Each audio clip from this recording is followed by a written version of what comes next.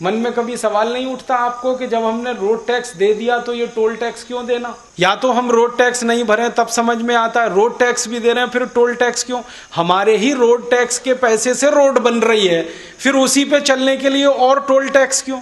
और हर 20, 25, 50 किलोमीटर पर क्यों? एक दिन मैंने हिसाब निकाला था, दिल्ली से कलकत्ता अगर गाड़ी से आप चले जाएं तो डीजल के खर्चे से ज्यादा टोल टैक्स का खर्चा है। दिल्ली से कलकत्ता सड़क रास्ते से आप चले जाएं तो हम हिंदुस्तान की सरकार को इनकम टैक्स के रूप में, कॉर्पोरेट टैक्स के रूप में, एक्साइज ड्यूटी के रूप में, वैल्यू एडेड टैक्स के रूप में, सेल्स टैक्स के रूप में, सेंट्रल सेल्स टैक्स के रूप में, रोड टैक्स के रूप में, टोल टैक्स के रूप में, प्रॉपर्टी टैक्स के रूप में, हाउस टैक्स के रूप में, 64 तरह के टैक्स के रूप में हर साल हम 20 लाख करोड़ दे देते हैं। फिर हमारी गरीबी, भुखमरी, बेकारी क्यों होनी? 20 लाख करोड़ पता है कितना धन होता है?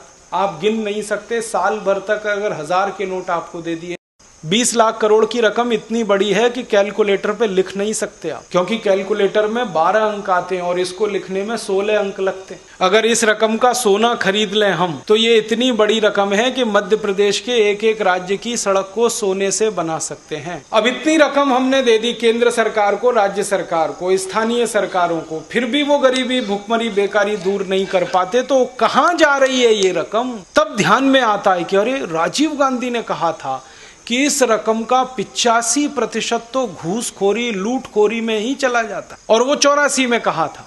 हो सकता है 2009 में इस रकम का 90% घूसखोरी, लूटखोरी और भ्रष्टाचार में चला जाता हो, 10% ही काम में आता। तो हमारे समझ में बात आ गई, वो ये आ गई कि इस पूरी की पूरी रकम का इस देश के नेता और अधिकारियों में बंदर बांट होता है, घूसखोरी, रिश्वतखोरी के नाम पर।